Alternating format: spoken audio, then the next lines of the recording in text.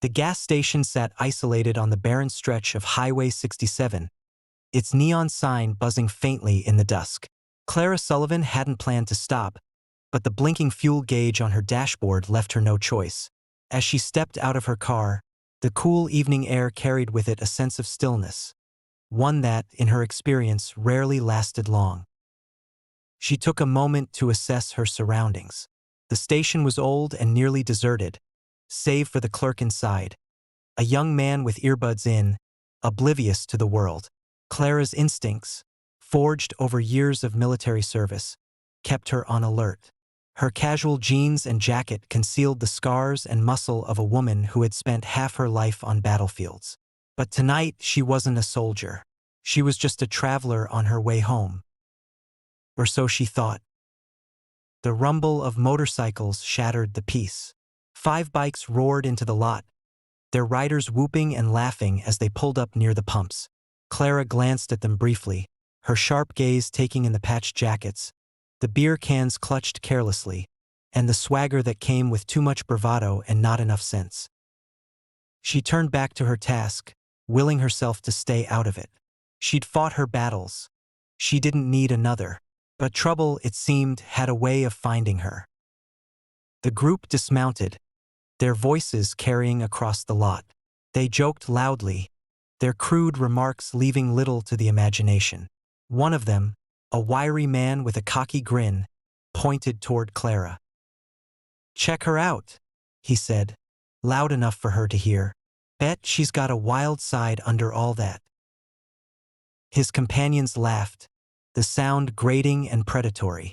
Clara's grip on the gas pump tightened, but she forced herself to stay calm. She'd learned long ago that showing fear or anger only encouraged bullies. The wiry man sauntered over, his boots crunching on the gravel. "Hey there, sweetheart," he said, leaning against the pump as if he owned it. "Need some help? Or maybe some company?" Clara didn't answer. She focused on the nozzle, willing the tank to fill faster. The man didn't take the hint. "Don't be like that," he pressed. "We're just trying to be friendly." She looked up then, her eyes cold and steady. "Not interested." He blinked, surprised by her tone. Most women, he assumed, would shrink under the weight of his charm or his persistence. But Clara wasn't most women. "Come on," he said, his grin faltering. "Don't be so uptight." The others were watching now, their laughter rising as they egged him on. The leader of the group, a stocky man with a beard and a voice like gravel, called out, "Give her some space, Max. She's probably got a boyfriend. Or a husband who'd break your neck." Clara's lips twitched, not quite a smile. "You'd better listen to your friend." Max chuckled nervously, but instead of backing off, he reached out as if to touch her shoulder. He never made it. In a blur of motion, Clara grabbed his wrist, twisting it until he yelped in pain. Before he could react, she had him on his knees, his arm bent at an angle that promised more pain if he resisted. "I said, not interested," she said, her voice calm but icy. The laughter stopped. The others stared, stunned into silence. Then, like a dam breaking, chaos erupted. "Get her!" someone shouted, and the group surged forward. Clara dropped Max and turned to face the next attacker. Her movements were smooth, efficient, each one designed to neutralize without hesitation. A tall biker swung a fist at her, but she ducked, driving her knee into his gut. As he doubled over, she pivoted, slamming an elbow into the side of his head. He crumpled to the ground. Another came at her with a makeshift weapon, a chain he'd pulled from his bike. Clara sidestepped his swing, catching his wrist and using his momentum to flip him onto the pavement. The chain clattered to the ground as he groaned in pain. The leader, watching his crew fall apart, pulled a knife from his jacket. "You're dead, lady," he growled, charging at her. Clara didn't flinch. As he lunged, she grabbed his wrist, twisting until the blade fell from his grip. She followed with a strike to his throat, sending him stumbling back, gasping for air. The remaining two bikers hesitated, their confidence shattered. One of them muttered, "Screw this," and backed away. The other followed, dragging one of their fallen comrades toward the bikes. "You've got no idea who you're messing with," the leader shouted, clutching his throat. "We'll find you." Clara stepped forward, her gaze cutting through the night like a blade. "You already found me, and you're lucky I let you leave." The bikers scrambled onto their bikes, engines roaring as they sped away. Clara watched until their taillights disappeared, the silence of the night returning as quickly as it had been broken. Clara leaned against her car, taking a moment to steady her breathing. Her body was unscathed, but her mind buzzed with adrenaline. She hadn't planned to fight tonight, hadn't wanted to. But walking away wasn't in her nature, not when someone needed to be put in their place. As she climbed back into her car, her phone buzzed. A familiar name flashed on the screen, Colonel Pierce. "Clara." His voice came through the line, calm but firm. "You okay?" She hesitated, her fingers tightening around the wheel. "How did you know?" "There was chatter," he said. "Small-town sheriff called in about a group of bikers licking their wounds. Said they mentioned a crazy woman at a gas station." Clara exhaled, a hint of a smile tugging at her lips. "They're lucky it was me and not someone else." "You're not wrong," Pierce said. "But you know this isn't over, right?" Her smile faded. He was right. Trouble like this didn't disappear easily. And for someone like Clara, a soldier who had fought battles most couldn't imagine, peace was always fleeting. The distant hum of the highway was the only sound as Clara drove through the night. The adrenaline that had surged through her veins was fading now, replaced by a heavy weariness. The phone call with Colonel Pierce lingered in her mind. He always had a way of knowing when things went sideways. Clara had left the military years ago, but the world didn't let her leave quietly. Her past followed her like a shadow, lurking at the edges of her new, quieter life. But tonight, she couldn't ignore the creeping thought. Maybe trouble wasn't just following her. Maybe it was looking for her. She pulled off the road into a small motel, its flickering vacancy sign the only light in the darkness. The clerk behind the counter barely looked up as she checked in, handing her a key to room 12. Clara locked the door behind her, sliding the chain into place. She glanced at the mirror above the sink, her reflection tired but steady. The fight replayed in her mind, every move calculated and precise. She didn't regret defending herself, but she knew the consequences of actions like these. Across town, the leader of the bikers, Vince, sat nursing his bruised pride and swollen wrist in the back room of a rundown bar. The rest of the crew sat around him, licking their wounds and drowning their anger in cheap beer. "That be *H," Max muttered, rubbing the spot on his ribs where Clara's elbow had landed. "She humiliated us." "She's got skills," said Randy, the wiry one who had first approached Clara. "No normal woman moves like that." Vince slammed his beer bottle down, the sharp sound silencing the group. "She's not some damn ninja," he growled. "She's just a woman who got lucky, and we're not letting her get away with it." "What are we gonna do, boss?" one of them asked. Vince leaned back, his lips curling into a dangerous smile. "We find her, and we remind her who's in charge around here." He pulled out his phone, making a call. "Yeah," he said into the receiver. "I need a favor. Got a plate number for you. Find out where it leads." Clara woke early, her body accustomed to years of military schedules. She sipped a cup of motel coffee, the bitter taste grounding her thoughts. Her plan was simple. Get back on the road, put miles between her and the incident, and hope the bikers had more sense than to chase after her. But plans rarely survived the first punch. She noticed the bikes first, lined up in the motel parking lot like predators lying in wait. Clara kept walking, her expression calm, but her pulse quickened. She didn't need to turn to know they were watching her. Vince stepped out from behind one of the bikes, his face twisted with a smug grin. "Morning, sweetheart," he called. "Thought we'd stop by to say hi." Clara paused, turning slowly to face them. "You should have stayed gone," she said evenly. Max laughed, though it sounded forced. "You're cocky for someone outnumbered." "You're cocky for someone who couldn't land a single hit," Clara shot back, her voice sharp enough to cut. Vince's grin faltered, replaced by a flash of anger. "We're not here to play games," he said. "You humiliated us. Now you're gonna pay." They came at her together this time, their movements more coordinated but still clumsy compared to her training.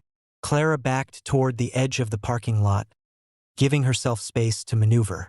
She grabbed a stray piece of rebar from a pile of construction debris, leveling it like a weapon. The first biker lunged, a wild swing that Clara dodged easily. She struck his knee with the rebar, dropping him with a cry of pain. The next swung a chain at her, but she caught it midair, using it to yank him off balance before delivering a kick to his chest. 2 down, 3 to go. Vince moved in next, his fists clenched and his face a mask of rage. "You think you're some kind of hero?" he spat, throwing a punch. Clara blocked it, twisting his arm behind his back and shoving him toward a parked bike. He stumbled, barely catching himself. As the last two circled her, Clara's eyes darted around, assessing her options. She needed to end this quickly. These men weren't just looking to fight, they were looking to win at any cost. The roar of an engine cut through the chaos, and Clara turned to see a sheriff's cruiser pulling into the lot. The bikers hesitated, their bravado faltering at the sight of the flashing lights.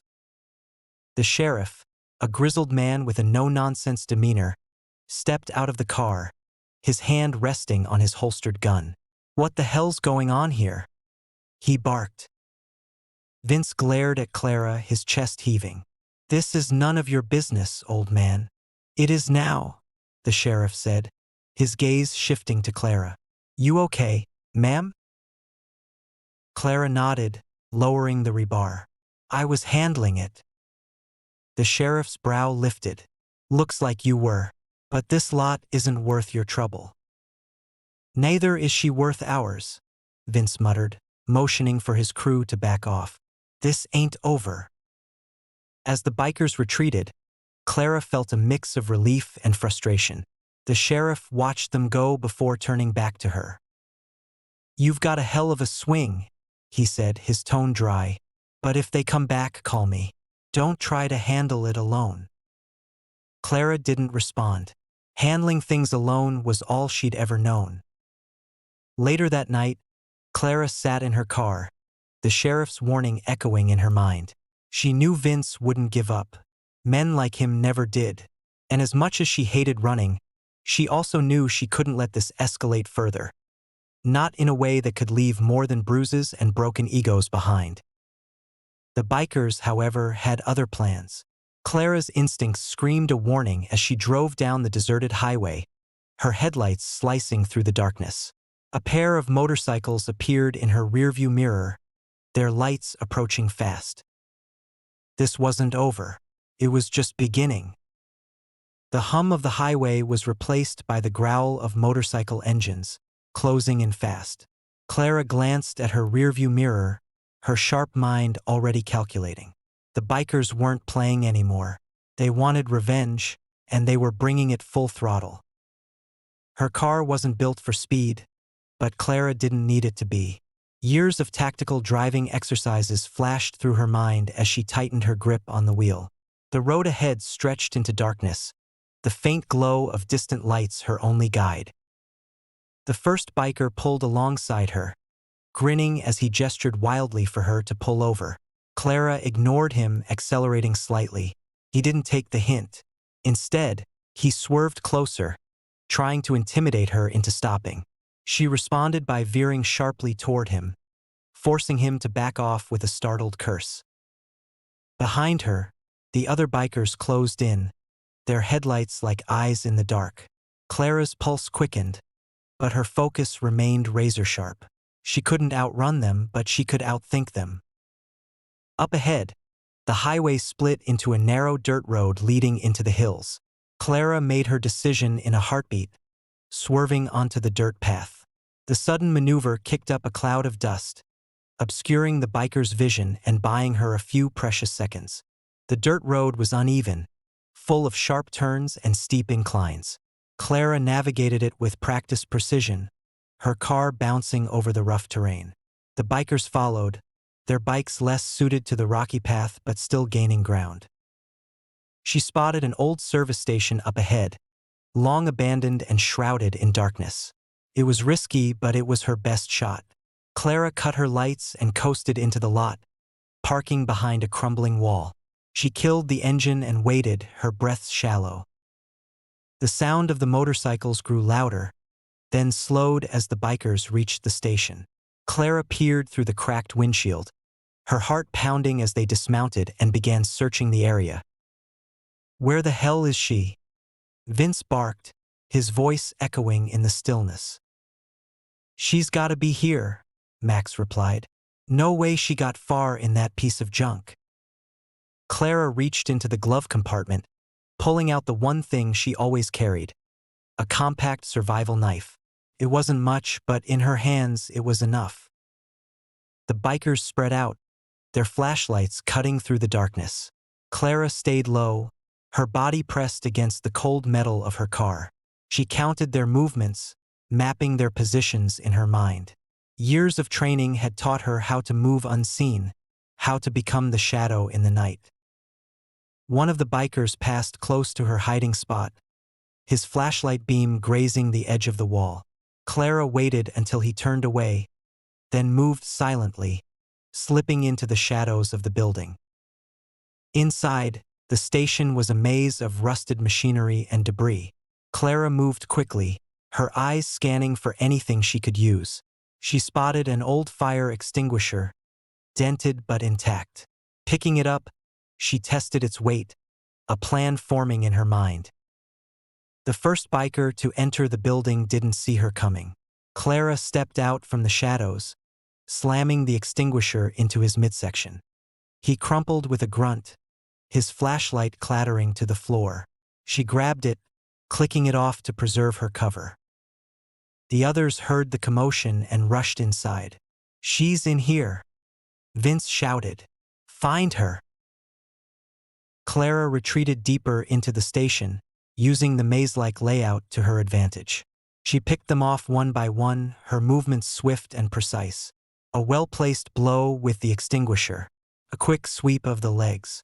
By the time Vince found her, she had already taken down 3 of his men. Vince stood in the doorway, his silhouette framed by the weak moonlight. He held a crowbar in one hand, his expression a mix of rage and disbelief. "You just don't quit, do you?" he growled, stepping toward her. Clara stood her ground, the survival knife gleaming in her hand. "Neither do you, apparently." He lunged at her, swinging the crowbar with brute force. Clara dodged, the weapon whistling past her head. She countered with a slash of her knife, grazing his arm. Vince roared in pain but didn't back down. The fight was brutal, raw. Vince's strength and size gave him an edge, but Clara's speed and precision kept her ahead. She ducked, rolled, struck, each move calculated to wear him down. Finally, she saw her opening. As he raised the crowbar for another swing, she drove her knee into his stomach, knocking the wind out of him. Vince dropped to his knees, the crowbar slipping from his grasp. Clara stood over him, her knife poised. "Do it," he spat, glaring up at her. "You think you're so tough? Prove it." Clara hesitated. The instinct to finish him was strong, but she wasn't that person, not anymore. She lowered the knife, stepping back. "You're not worth it," she said, her voice cold. Vince's eyes widened, his bravado crumbling as he realized she was right. He wasn't a threat to her. He never had been. The sheriff arrived minutes later, alerted by a 911 call Clara had managed to make before the fight began. Vince and his crew were arrested, their pride as broken as their bodies. As the sheriff loaded them into his cruiser, he turned to Clara. "You're one hell of a fighter," he said. "But next time, maybe call for backup sooner." Clara gave a faint smile. "I'll keep that in mind." She watched the taillights disappear into the night, the quiet settling around her once more. The fight was over, but Clara knew it wasn't the last. Trouble would always find her. But as she climbed into her car and drove away, she felt something she hadn't in a long time: peace. For now, that was enough.